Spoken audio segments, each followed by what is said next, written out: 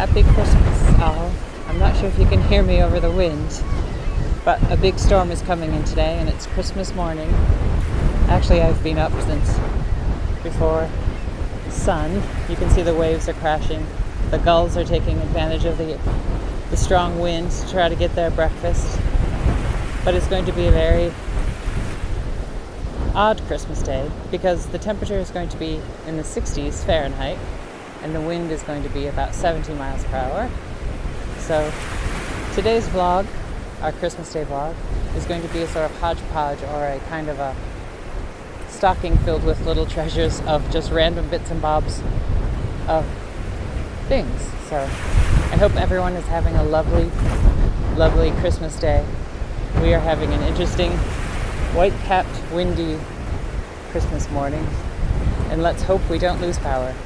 If we do, then this Christmas vlog will go out later in the week. Now let's time travel to yesterday when it was lovely and calm. Well, it's quite warm and sunny today, and here's sweet Una. She loves this fur. She loves snuggling into it, so often when I go for my walk, I'll take her with me and make sure she's wrapped in her fur. You can see the rest of the snow is just about all gone, and we are supposed to get a big windstorm tomorrow, and it's supposed to be even warmer. But I should have recorded earlier because this morning the sky was so black with that sliver of pink and orange. It was really, really striking. But today looks to be a good day to enjoy outside. So I think I'm going to take Una and go for a quick little walk on the beach.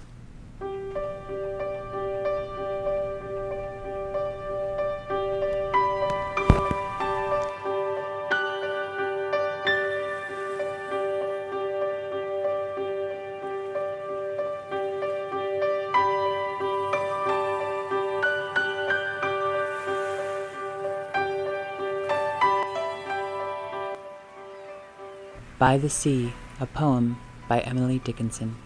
I started early, took my dog, and visited the sea.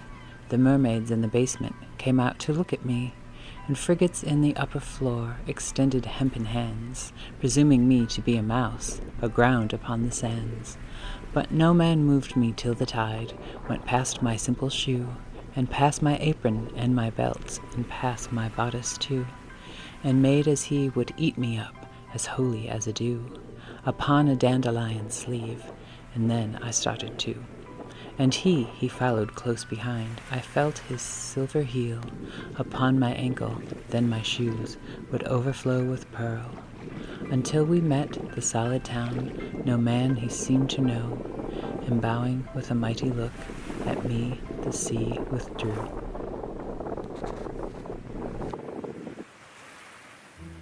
Now I have to include some gifts I opened this morning that I received from lovely commenters, and I waited till today to open them because I thought it would be fun. And the first is from Richard Smith in New Jersey, and he sent me this lovely wooden box with the beautiful sailboat pattern on. It's really pretty. I think it'll be lovely at Old King's. And then we have these darling hats, which were sent to me by Michelle Lyon from New Jersey, and they're from her collection. Actually, the darling green one was one that her dear mother wore to church, so I'm definitely going to be using these. I'm quite excited, and I thank so much.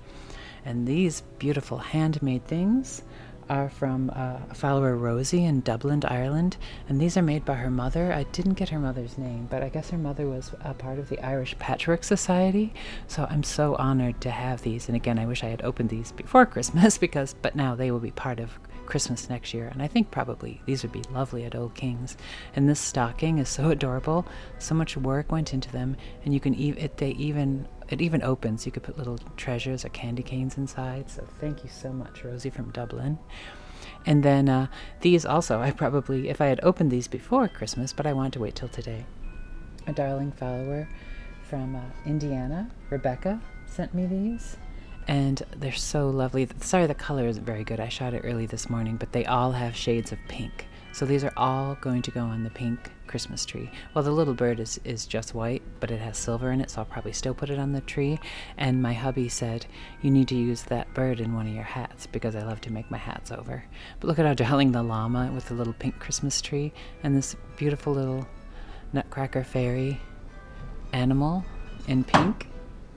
So I did stick them on the tree this morning. They look so lovely. And of course there's the pink Christmas pig. And I just want to thank everyone. It was so kind of you to send me gifts. And I also got some lovely, lovely Christmas cards, which I didn't bother reading out because I did get quite a few. But thank you so much to anyone who sent me things. I really, really appreciate it. It's made such a lovely, lovely, happy Christmas. So happy Christmas and Happy New Year to all of you. Well, the winter storm is raging on, and the wind is really picking up. I'm going to have to go inside soon. But let's end today's windy, stormy Christmas vlog with a pink sunset from earlier in the week. Happy Christmas, everyone. I'm so happy to have met and got to know all of you. And here's to a happy and joyous 2021. Well, I hope none of you get sick of sunsets. I know I surely don't. But I was just getting ready to go out and put the chickens away when I noticed the beginning of tonight's sunset. And it's a candy floss sky and an iced cake type of sea. What's really funny is the camera isn't even doing it justice. The pinks and the oranges and those undertones of robin's egg blue are so much more intense in real life. Oh, and though our snow is fading out, it'll probably be a green Christmas. I have to show you on the bit we have left. Look at the deer tracks. Can you see their hoof marks?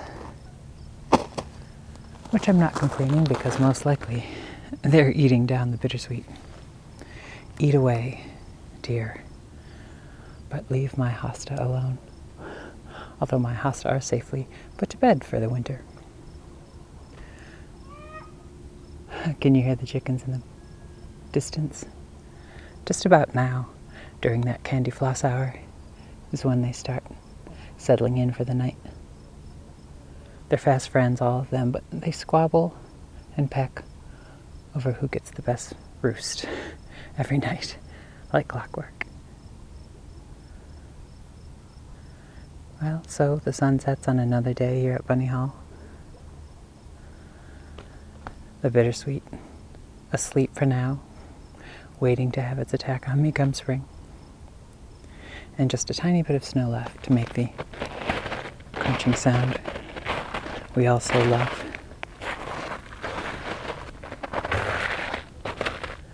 And so sets the night on Bunny Hall.